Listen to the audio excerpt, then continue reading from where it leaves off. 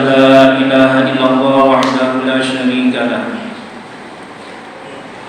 وأشهد أن محمدا عبده ورسوله اللهم صل وسلم وبارك على سيدنا محمد وعلى آله وأصحابه ومن تبعهم بإحسان إلى يوم الدين. أما بعد فيا عباد الله أوصيكم وإياي بتقوى الله فقد فاز المتقون. اتقوا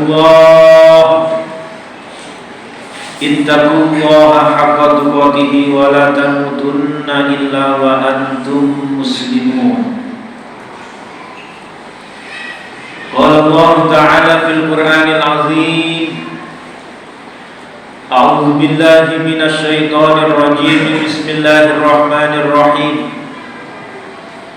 يا أيها الذين آمنوا اتقوا الله وقولوا قولا سديدا يصلح لكم أعمالكم ويغفر لكم ذنوبكم ومن يطع الله ورسوله فقد فاز فوزا عظيما. Masyiral muslimin jamaah Jumat rahimakumullah.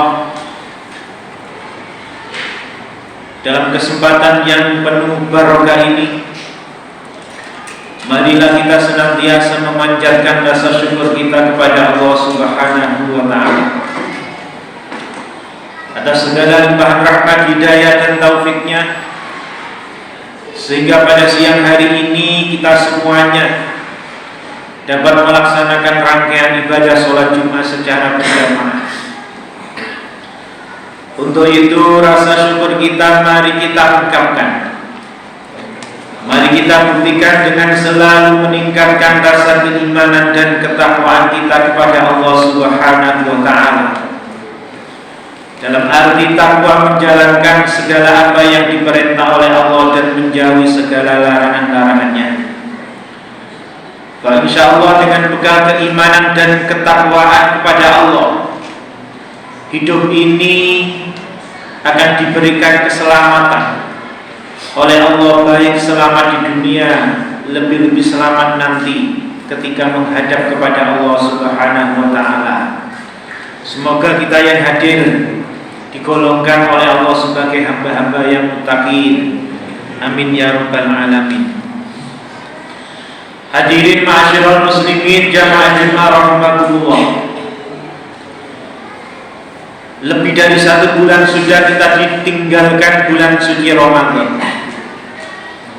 Ketika bulan suci Ramadan, amal ibadah kita mayoritas meningkat. Kita memperbanyak membaca ayat suci Al-Quran, melaksanakan perbanyak sedekah, sholat sunnah, sholat berjamaah dan lain sebagainya. Setelah 1 bulan ini bagaimana dengan kualitas amal ibadah kita? Bagaimana sedekah kita? Bagaimana puasa kita? Apalagi bagaimana sholat kita? Bertambah meningkat ataukah bertambah menurun? Terutama sholat kita. Hadirin ma'asyiral muslimin jamaah Jumat rahimakumullah, baginda Rasulullah Muhammad sallallahu alaihi wasallam bersabda, inna awwala ma yuhasabu fihi min amalil abdi yaumal qiyamati as-shalah. Sesungguhnya di hari kiamat nanti, amal perbuatan manusia yang pertama kali dihisab oleh Allah Subhanahu wa ta'ala adalah bab masalah sholat. Ketika sholat kita di dunia ini jangkep, gak bolong-bolong, tidak arang kadang, kita laksanakan dengan sempurna, apalagi berjamaah, fa insyaallah amal ibadah-ibadah yang lain ikut baik di hadapan Allah Subhanahu wa ta'ala. Akan tetapi ketika sholat di dunia ini jarang kita laksanakan. Kita melaksanakan sholat sering meremehkan, sering lupa-lupa apalagi tidak sholat. Maka sebaik apapun amal perbuatan kita di dunia, semuanya di hadapan Allah semuanya tidak menjadi baik. Maka dari itu baginda Rasulullah Muhammad SAW di dalam hadis yang lain yang sangat panjang, beliau bersabda, man hafadha 'ala sholawati akramahullahu bi khamsi khisalin. Barang siapa yang bisa menjaga sholat 5 waktu, Allah Subhanahu wa ta'ala akan memberikan 5 kehormatan. Allah Subhanahu wa ta'ala akan memberikan kepada kita 5 kemuliaan. Yang pertama, yurfa'u anhu dhail 'aish. Ketika kita melaksanakan sholat 5 waktu dengan tepat, tidak meremehkan, Allah akan memberi kemuliaan 5. Yang pertama adalah kesempitan atau permasalahan kita hidup di dunia ini akan dimudahkan oleh Allah Subhanahu wa ta'ala. Masyaallah muslimin jamaah Jumat rahmatullah, kita hidup di dunia ini pastinya banyak masalah. Mungkin masalah rumah tangga kita, mungkin masalah anak-anak kita, mungkin masalah di pekerjaan kita. Banyak orang-orang penuh masalah yang akhirnya datang ke orang pintar, bukan ke kiai, bukan kepada Allah. Banyak orang-orang yang kesempitan dengan rezekinya, yang didatangi adalah dukun-dukun yang menggadaikan uang dan lain sebagainya. Padahal baginda Rasul dengan jelas mengatakan, barang siapa yang bisa menjaga sholat 5 waktunya, urusan dunia, permasalahan dunia semuanya akan dimudahkan oleh Allah Subhanahu wa ta'ala. Maka dari itu ketika kita mempunyai banyak masalah, ketika kita rezeki kita seret dan lain sebagainya, mari kita introspeksi kepada diri kita sendiri. Mungkin kita tidak khusyuk dalam sholat kita, mungkin kita sering meremehkan sholat kita dan lain sebagainya. Untuk itu biar urusan dunia kita kelar, urusannya dimudahkan oleh Allah Subhanahu wa ta'ala, maka kita harus bisa menjaga sholat 5 waktu. Yang nomor 2 kata baginda Rasul, yurfa'u adzabal qabri. Orang yang bisa menjaga sholat 5 waktu, besok di alam kubur beban siksanya akan diangkat oleh Allah Subhanahu wa ta'ala. Ma'asyiral muslimin jamaah Jumat rahimakumullah, setiap manusia mempunyai dosa. Al-insanu mahallul khata' wan nisyan. Manusia adalah tempatnya salah dan lupa. Setiap kesalahan yang kita perbuat ini menjadikan dosa-dosa kita menjadi menumpuk. Ketika dosa-dosa kita banyak, maka nanti ketika kita di liang lahat di alam kubur akan disiksa oleh Allah Subhanahu wa ta'ala. Maka untuk meringankan dan menghilangkan beban siksa kubur kita nanti ketika kita hidup di alam selanjutnya, di alam kubur, mari di dunia ini kita harus betul-betul bisa menjaga dan meremehkan sholat 5 waktu. Yang nomor 3 kata baginda Rasul, yu'tihullah biyaminihi. Orang yang bisa menjaga sholat 5 waktu, di akhirat nanti buku amal catatannya akan diberikan oleh Allah. Kita menerimanya dengan tangan kanan. Besok di akhirat ada orang-orang yang menerima buku amal catatan dengan tangan kiri, dan ada yang menerima buku catatan dengan tangan kanan. Ketika orang-orang menerima buku catatan dengan tangan kirinya, ini adalah alamatnya orang-orang yang celaka, yang akan dimasukkan ke dalam nerakanya Allah Subhanahu wa ta'ala. Orang-orang yang menerima buku amal catatannya dengan tangan kanan, ini adalah orang-orang yang beruntung, yang nantinya akan dimasukkan ke dalam surganya Allah Subhanahu wa ta'ala. Orang yang bisa menjaga sholat 5 waktunya, besok akan menerima buku amal catatan perbuatan di dunia ini dengan tangan kanan orang-orang tersebut, yang alamatnya orang-orang ini akan dimasukkan ke dalam surganya Allah Subhanahu wa ta'ala. Hadirin ma'asyiral muslimin jamaah Jumat rahimakumullah. Selanjutnya orang yang bisa menjaga sholat 5 waktu, kata baginda Rasul, yang muru ala sirati kal barki, yaitu besok ketika kita berjalan di atas sirat, di atas jembatan, yang mana jembatan itu dalam keterangannya adalah sangat gelap dan gulita, tidak ada penerangan sama sekali. Dan jembatan itu besarnya adalah lebih kecil daripada rambut kita, dan tajamnya lebih tajam daripada silet. Secara logika, siapapun yang melintas di atas jembatan ini, Shiratal Mustaqim, siapapun secara logika tidak akan pernah bisa melewati jembatan tersebut. Pastinya orang-orang akan jatuh ke dalam nerakanya Allah Subhanahu wa ta'ala. Akan tetapi ketika orang-orang ini istiqomah menjaga sholat waktunya 5 waktu, tidak meremehkan, maka orang-orang tersebut berjalannya di atas sirat kalbarki bagaikan kilat, hanya sekejap mata orang-orang tersebut sudah nyampe di hadapan dan di depan pintu surganya Allah Subhanahu wa ta'ala.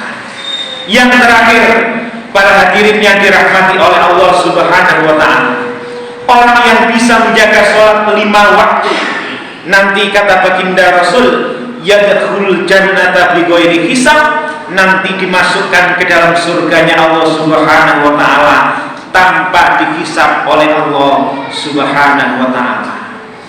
Hadirin ma'asyiral muslimin jamaah Jumat rahimakumullah, inilah kemuliaan yang akan diberikan oleh Allah ketika seseorang bisa menjaga sholat 5 waktu.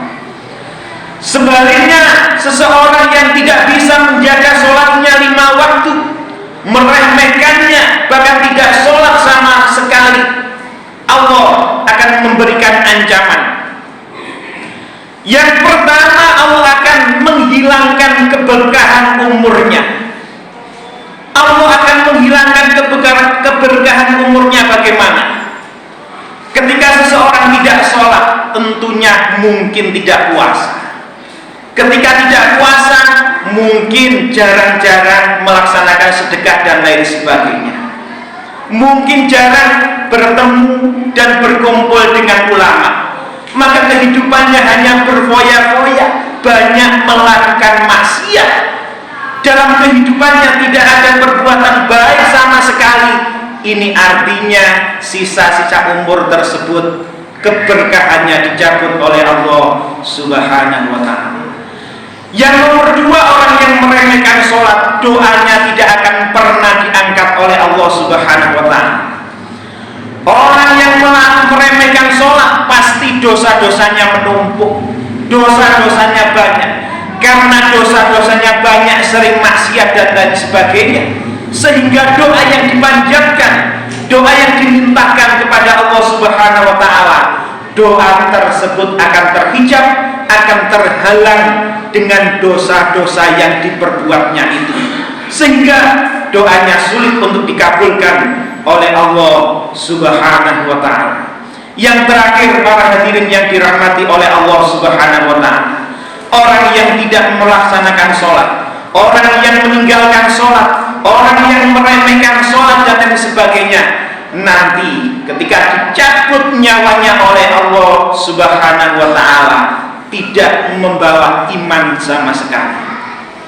Seseorang meninggal itu karena kebiasaan.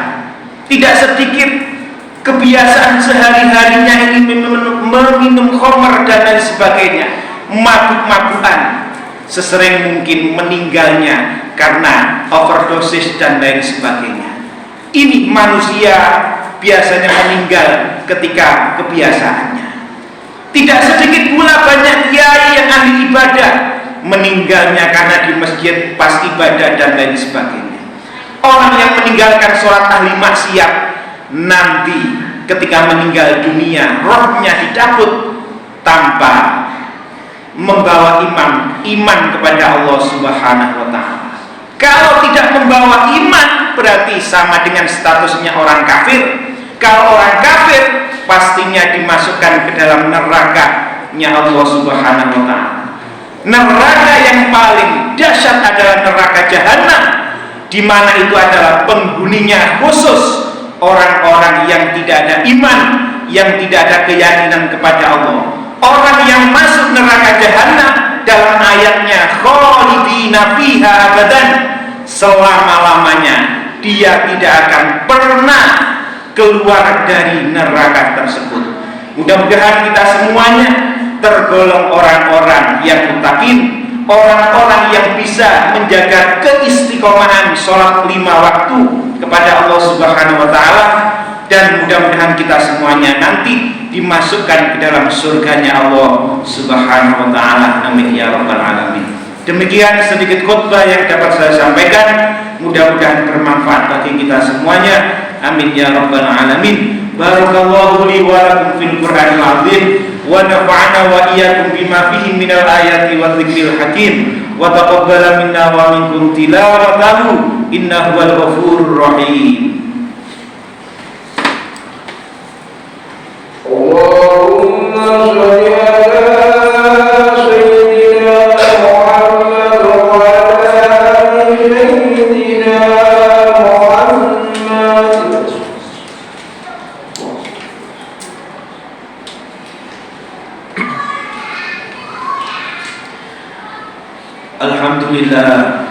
Alhamdulillahilladzi hamdan katsiran kama amara. Asyhadu an la ilaha illallah wahdahu la syarika lah, irwaman liman jahada bihi wa kafar. Wa asyhadu anna Muhammadan 'abduhu wa rasuluhu sayyidul khalaiqi wal bashar. Allahumma shalli wa sallim ala sayyidina Muhammadil mukhtar wa ashabil akhyar.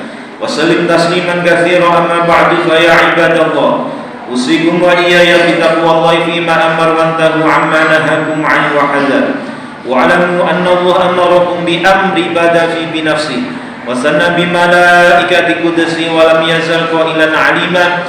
Inna Allaha wa malaikatahu yusholluna 'alan nabi ya ayyuhalladzina amanu shallu 'alaihi wa sallimu taslima. Allahumma fir lil muslimina wal muslimat wal mu'minina wal mu'minat wal ahya'i minhum wal amwat wa dha'if lahumul hasanat wa kafir 'anhum as-sayyi'at wa rizqhum minat thayyibat innaka samiun qaribun mujibud da'wat wa ya qadhiyal hajat wa ya kashifal baliyat wa ya arhamar rahimin. Allahumma dafa'na al-ghala wal waba wal fahsya wal riba waz zina wal baghya waz zalazil wasyada'ida wal mihan ma dhahara minha wa ma batan min baladina Indonesia hadza khassa wa min buldanil muslimina bi rahmatika ya arhamar rahimin innaka ala kulli syai'in qadir. Rabbana atina fid dunya hasanah wa fil akhirati hasanah wa qina adzabannar walhamdulillahi rabbil alamin. Ibadallah, innallaha ya'muru bil 'adli wal ihsan wa ita'i dzil qurba wa yanha 'anil fahsya'i wal munkari wa la dzikrullahi akbar.